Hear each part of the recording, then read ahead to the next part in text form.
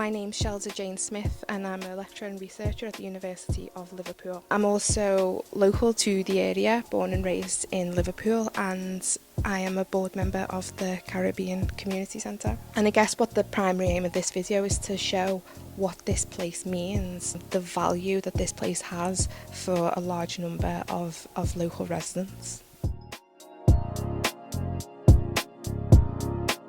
A lot of people in the community want to bring back Carnival, and that's definitely something that long term is definitely on the agenda. It brought everyone together.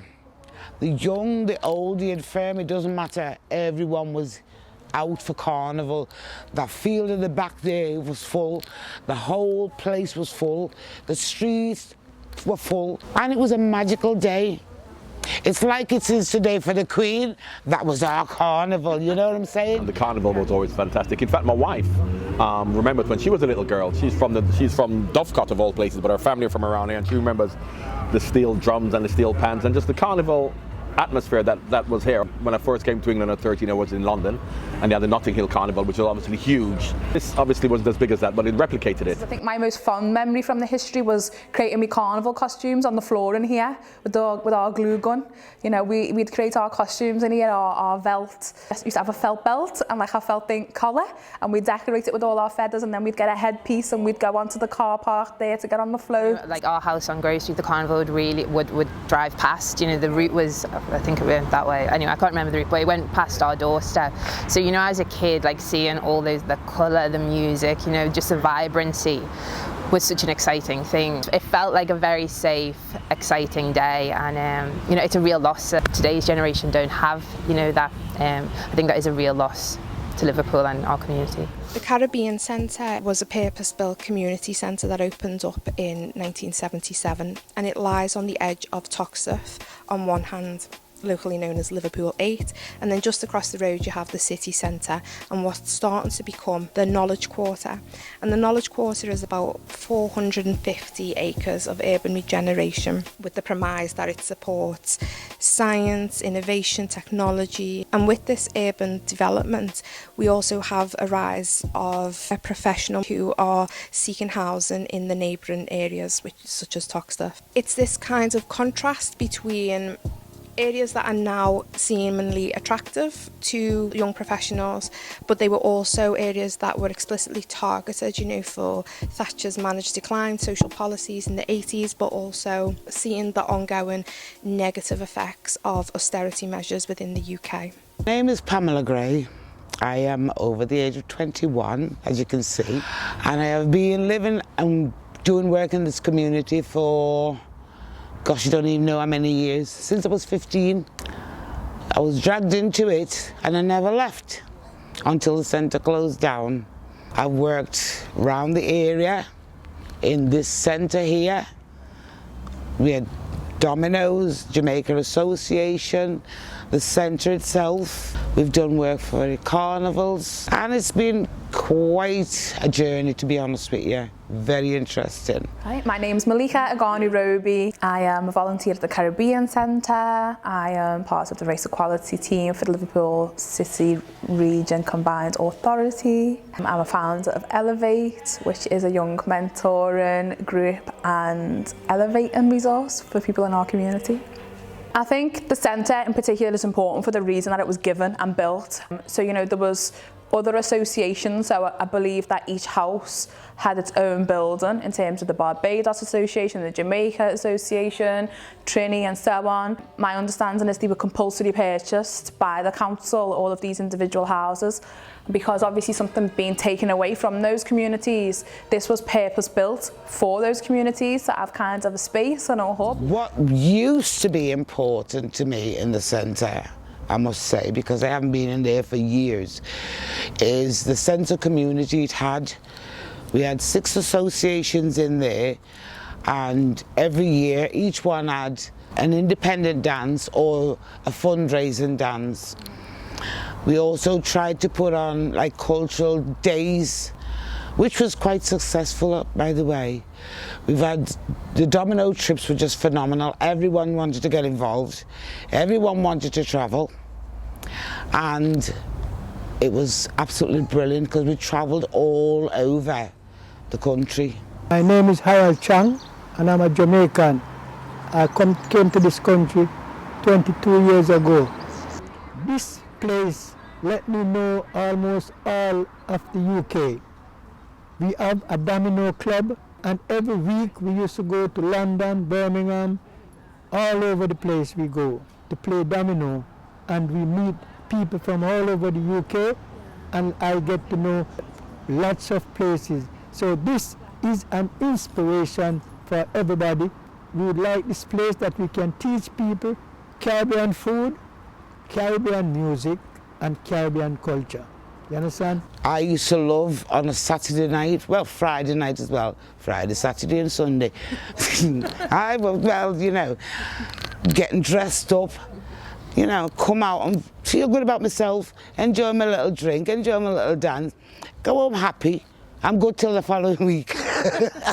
But it's just a shame that that period in time had to stop. You know what I mean? And a lot of people, even now, oh, we miss our trips, we miss our trips. Yes, we do miss our trips.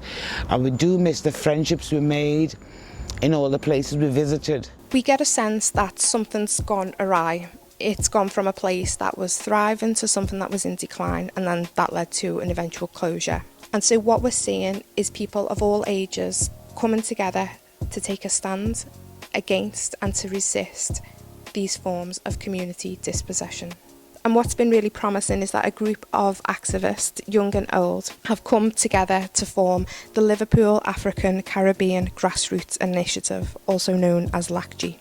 And so they have presented themselves as a willing party to take over the centre and become managers and custodians for the interest of the community. My name's Alan. I'm on the board of the Caribbean Centre. I'm the secretary currently of LACG, which is the board that's governing the Caribbean Centre at the moment. Obviously the centre was shut for a number of years and kind of fallen into disuse. And it's a tragedy because it's the last bastion really of what used to be like a much bigger group of black organisations, community organisations in Liverpool 8. This is the last one. We can't allow it to be lost. I got reintroduced again to the centre 2019, and that was in response of seeing it sit idle for many years really, and I just wanted to know what was going on, you know, why was it in the situation that it was, because it was sad to see. I only live over the way there at the time, and my family's always lived there, so seeing it deteriorate over the years was horrible. It got to the point where I seen developers had put in proposals for what they wanted to do. I've got a full-time career that I couldn't afford what they were proposing, so I thought, well, it's not for us, and so it just sparked me to get involved.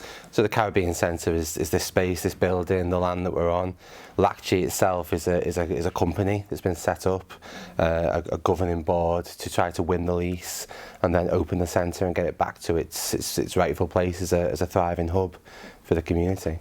So at the moment we're kind of operating from a grassroots level. We're doing things here, we're doing fundraising and events, but we're still negotiating with the council around getting open fully and getting things back to where they need to be. And the fact that it is so difficult now because of the historical bounds that are around the centre and, you know, what's happened before we were here, it makes it difficult to just have a smooth transition, I suppose. And I think another key thing is the longevity. So we know there are options to kind of get the centre open, but only in a short-term kind of aspect. I think everyone's quite keen in that long-term succession of the centre. As I say, there are many other great organisations, but none of them are culturally specific. And I do feel like, especially given in like that, the government are often telling us how disadvantaged apparently black people and black communities are. I think it's all the more important that we hold space for them safe spaces and to exceed ourselves. My name's Lucille Harvey. I'm a local councillor, so for this ward, Princes Park ward. So I got elected in May 2021. When I was a child, I used to live on Grove Street, just like in a house over there. In the 80s, it was very busy. There was lots going on in the Caribbean Centre. You know, there was always events, the carnival and fairground rides I used to have. So for me, it's always been, you know, a place I've been aware of. Also, I'm of Barbadian heritage, so it's important to me from that perspective. When I became a councillor, I understood the importance of this to our local area, to our heritage, and so I'm trying to support events and just trying to keep the centre open, because I think once it's gone it'll be a huge loss, so it's really important to keep it here. Ideally the board should be representing the community. Ideally, you know, the way to look at it, or the way I try and look at it is we're people who have put ourselves forward and been voted in to represent the community's interests, you know, against the likes of developers that might well come in and take this land, even potentially against the likes of Liverpool City Council, who might have different ideas around how they might want to use this space. We're wanting to consult and listen to the community and then act on the community's behalf to preserve the centre and to save it for the next generation. I believe the community is more important than even the council, because the community is the one that select the council to run the council for the community. The council making a lot of thousands, if not millions of pounds on those high-rise buildings in this community, and the community not getting nothing. So I believe this should be handed to the community to help the community and the Caribbean people. Caribbean Centre, or a community centre, is what it's all about, to embrace everyone. And I know way back in the day, the younger generation was sort of excluded, which I thought was wrong. I've been chair of this place 3 times running. Not because I wanted to, but because nobody else wanted the post. I said, well, I'll have a go the first time, and I got dragged into it. And I embrace everyone. You're welcome. Come in, enjoy yourself. You know what I'm saying?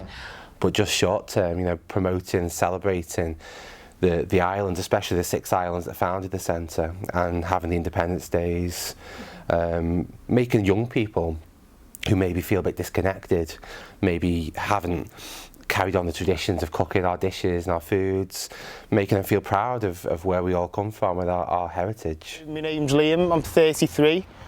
I've got connections to the area through family, Barbados and Nigeria. I'm basically trying to reconnect with the community through my cousins and my dad's mates. And yeah, I'm glad to be back in the community. 21 years of my life entirely immersed in white culture. We moved out to a white area and there wasn't any community hubs. There wasn't any black people, so there was no sense of community. I've grown up being targeted because of how I look in the areas away from this area, and I'm proud of who I am and proud of where I come from, and to know that this is here to come back to and to meet and to connect with people who look like me. It's important to me. I've got a historical connection with it. Obviously, one of my grandfathers being Jamaican, you know, it was just somewhere that we used to come as a child anyway. We used to have the under-18s bashment here, seeing like Tiny Temper here back in the day. I think, you know, if we go back like 20, 30 years, there was a lot more sort of social and community spaces, and now if you look around, and I think it's all over like the city, not just in Toxteth, like there's just a lack of spaces. What's so great about this space is, you know, it's in the middle of LA, it's got loads of green space, it's got the gardens, it's got the bar, it's got really good function spaces, so it really can be used for many events. You know, I've been here to like dances, I've been here for funerals, I've been here for like community meetings, and you just don't get those kind of versatile community spaces, and often the Caribbean Centre will give it to people for either, you know, nothing or very, very low rates. And I just think that's such an important thing to keep, because if you look around, you know, the Igbo Centre's gone, you know, a lot of the Somali Centre's gone, or, you know, a lot of those spaces that our community had 20, 30 years ago just don't exist, and this is one of the surviving ones, and I think it's really important that we keep it here. Well, the thing about it is that you remember when Liverpool got the capital of culture and you see so much investment coming to Liverpool, there are obviously certain areas which were neglected. And this is one of those areas, which is a shame, because when you're talking about the city centre, this is the city centre. So as much as you can look at Liverpool 1, you can look at what's going down on the Albert Dock, you can look at what's now going along the Freeport, where Everton Stadium is going to be, and there's a lot of regeneration going on. So it's a shame that this area isn't targeted as one of those areas. I was chair of the centre. I'd done 3 terms of being chair of the centre. I was chair of the Jamaica Association. I was also chair of the Domino Club. They thought that this place should be run by men only. I was told I'm not taking orders from a woman, but they don't know this woman. You have to be strong. You have to say what you want to say and mean it. Otherwise, you get trampled on, and nobody wants to listen to you because, oh, you're only a woman. Yes, I'm only a woman, but I am a woman, not only a woman, I'm a woman. There was a lot of sort of infighting and stupidity that went on. That man, I won't call his name, he did not want the youngsters to be in there. He did not want, what can I put it nicely, well, yes, mixed race to be in there, and that was totally wrong, because at the end of the day, this is the next generation. When I first came to Liverpool, it was a vibrant community, lots happening here, and it's kind of like let go. The younger generation don't really know what it means, and maybe the community has changed, but nevertheless, it represents a community. It is called the Caribbean Centre, but it's not just about the Caribbean, is it? You know, you're talking about Africa, you're talking about, you know, wherever you're from, you're talking about Toxteth, you're talking about this community. It's kind of lost some of the vibrancy it used to have in terms of the baton not being passed on, the younger generation not being engaged. The vision that we're working behind is around community, well-being and culture. And there's lots of overlap and tie-in between those three things, but absolutely it's about trying to promote a strong sense of community. At a moment in time when so many Liverpool-based organisations, big and small, are claiming to take race equality and community building seriously, the centre represents a brilliant example of everyday people working within a grassroots movement to bring heartfelt expression of Caribbean culture into their city, and yet they aren't afforded the same priorities or legal assurances as other cultural organisations within Liverpool. If we don't have community, then we're absolutely lost, and that's something that I feel really passionate about, kind of having grown up in a way disconnected from community, because my family moved out of Liverpool 8 where we were from originally, and I grew up elsewhere and didn't have that. But also just in a wider society sense, it's like community seems to be disappearing, and lots of the positive progress we're making in terms of allowing individuals to progress and actualise themselves, which is a boss thing, actually sometimes comes at the expense of the threads that tie us together. And I think this centre is something that could allow the black community and the wider Liverpool community to come together again and preserve those bonds and grow them. And the Caribbean Centre in Liverpool has got that history and tradition. You know, maybe not as old as the royal family, but it still serves the community, and the community members have been using it for a while. So it's a bit sad to see the way that it's actually gone and what the idea and what a lot of people want to do with it, because it's valuable land.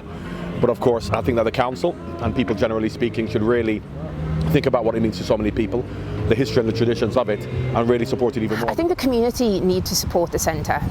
And I think that's, you know, regardless if you're of Caribbean heritage or whatever, you know, because this will be not only a loss to people of Caribbean heritage, this will be a loss to like Liverpool 8 and the wider community generally. So I think the need to come and support events, you know, all the money that the centre makes, it goes back into the centre.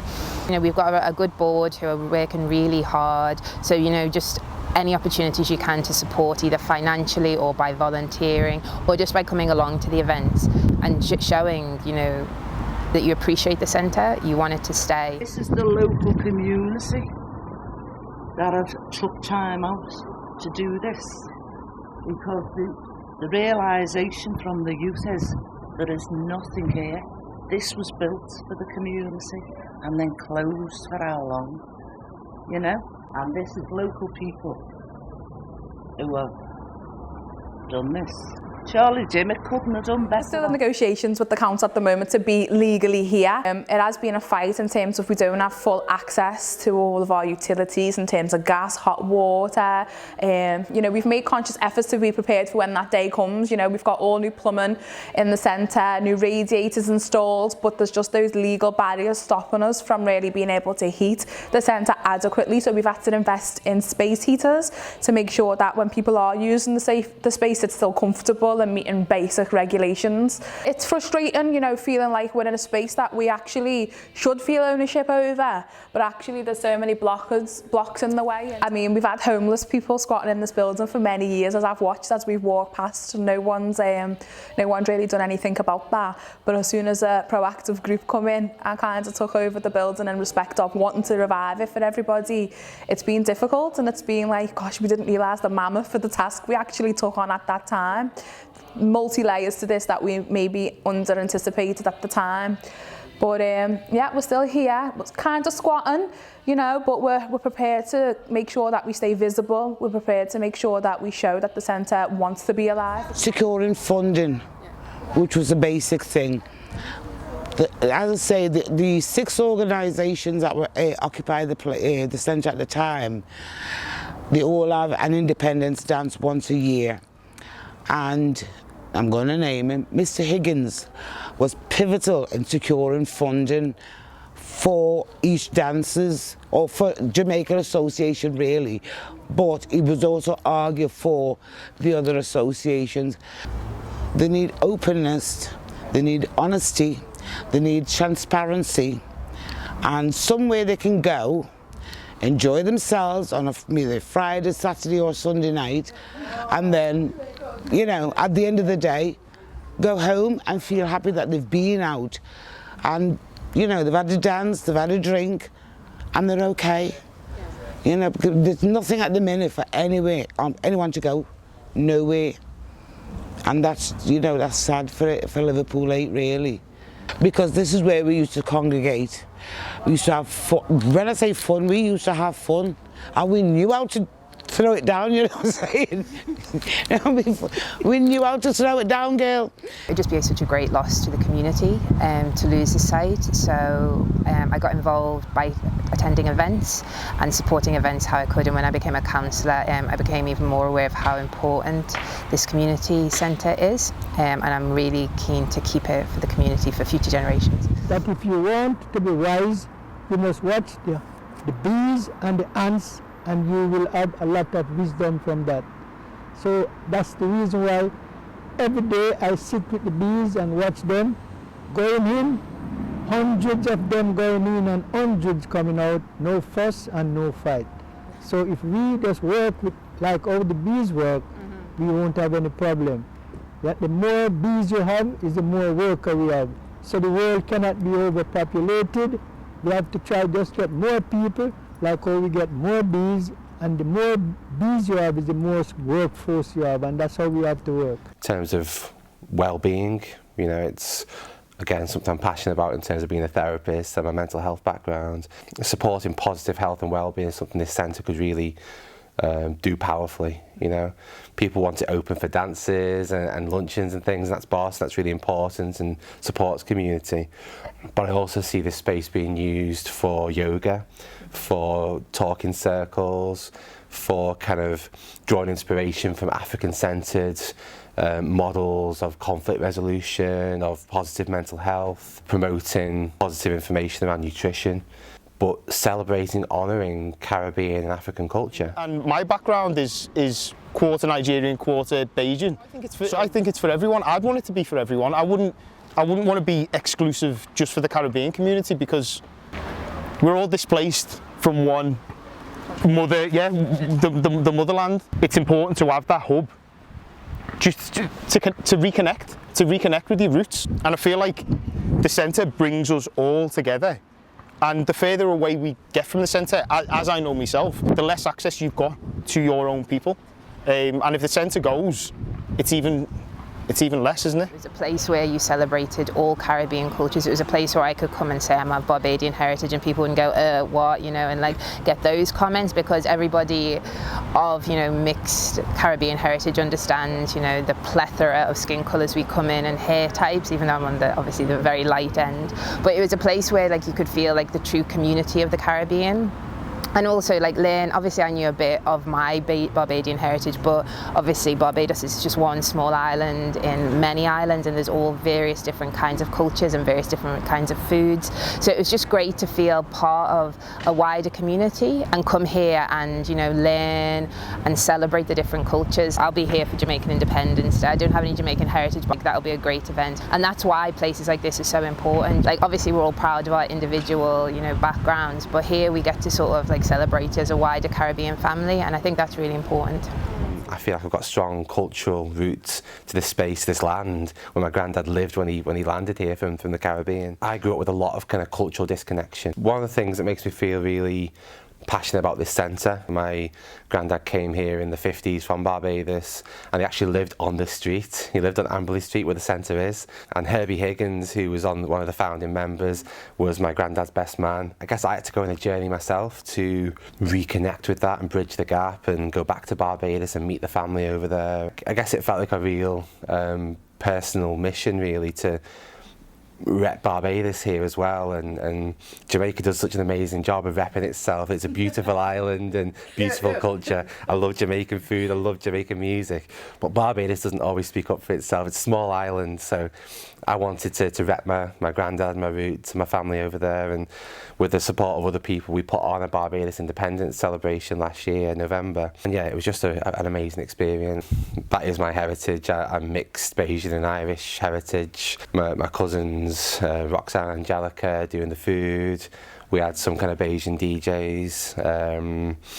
Yeah, it was just a beautiful experience, really. It was kind of, yeah, this is boss, this is why I'm here, these are the kind of experiences I want to create. It was absolutely ram. It was full of people who were having a good time, no trouble either, you know, just good fun, good vibes. God, this centre's being used for everything and anything in between at the moment. We've had, unfortunately, a lot of funerals, but I think it's something really homecoming about, you know, getting to be able to host your family member's funeral at a place that is important to you. Unfortunately, tribute nights to people who we've lost during COVID and they wasn't able to have a funeral. We've had a lot of Black History Month events happen here, which has been great. We've had the university bring over a Caribbean artist from Jamaica, which was fantastic. She come and exhibited some of her works, and she come and spoke to us about her work, and it was great just to get here in Liverpool and kind of show us that we have got a community centre here as well that entwines with hair culture across the seas. I could talk about what we've had, but I think the point I'm trying to make is it's multifaceted, you know, multicultural, absolutely. You know, there's been a whole breadth of different types of activities, and of course there's been a few dances as well. People come to love and catch a vibe and, you know, a bus of wine. In terms of, you know, where we've come from, the centre being gifted, and then now we're you know, fighting for our life to keep it. It does feel really heartbreaking because the centre's got huge potential. You know, a lot of people want to use the building for a lot of different things. You think back on things that you've done in the past and you think, yes, that was good. You know what I mean? I've got no regrets of things that I haven't. The only regret, I stayed in the damn place too long. Everybody is different, nobody is the same. Just like our finger, all of them is different, but all of them is important. So we have to learn to work with everybody for the betterment of the centre. If we leave from the centre will become weak. The more strong people we get in the centre, the stronger the centre becomes. Although, as I say, I was literally dragged into it, I feel as I've done my bit. You know what I mean? And I can only do the best I can, and if it's not good enough, well, somebody else can come along and take over and do better. It'd really be a call to action. It'd be like a play, really. Like, come and support us. Like we need, you know, this community has so much talent, has so many skills, so much experience. You know, it's a community of creative, wise, passionate people who have a lot to bring to the table, and you know, we need a board of all the talent. Well, as the centre, we all have to unite together. That's why I love the bees, because the bees, they work in unity. The unification of the bees make them to be a strong colony. And if we don't work together, unite together, we will have problems wherever we go. So we have to learn to put aside every difference and work together for the betterment of the Caribbean people and the community. And it was important to us to have that space and to have that cultural space as well. There are other community organisations and groups, and you know, I don't think any of them are specific to the heritage in terms of this is with its Caribbean heritage. And we cannot afford to lose this place because this place is very essential to the Caribbean people and the community. There's still a lot of work to do, but everyone's focused on the reality that if we don't take a collective stand and if we don't work together, then the risk of losing the Caribbean Centre to private interest is very, very real. I would like it to sort of become what it used to be, but better. Better organised, run successfully. We nearly lost it, and to bring it back with such a refurbishment like this is out of this world, isn't it? And look what the youth are doing to it. Look at the people that they're saying are just sitting in the Caribbean doing nothing. We'll show them what they've done. Show everybody what they've done. And for our memories and for our kids, It's absolutely fantastic. And a lot of the cobblestones and everything that are in that other garden Yeah. are from Princess Avenue. So we've got little old bits, we've recycled what was already built in the community, you know. That's why it's great to see everybody that's concerned about it now taking over and doing something positive.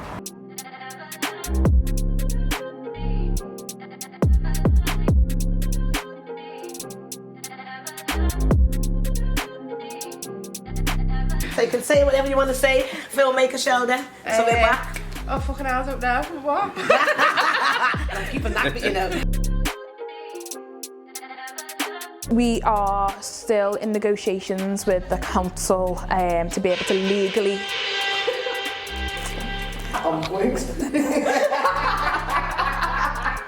I did that out. So what your bitching is actually brilliant. Well, okay, I usually ask people to say she'd be on my back. It's me and the camera also Asian heritage. And How are you? yeah. We're everywhere, aren't we?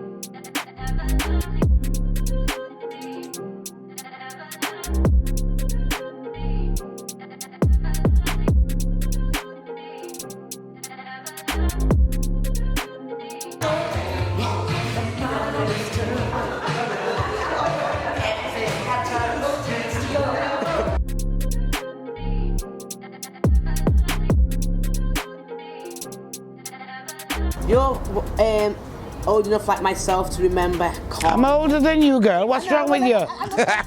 Go ahead. Go ahead. You're so cheeky, though.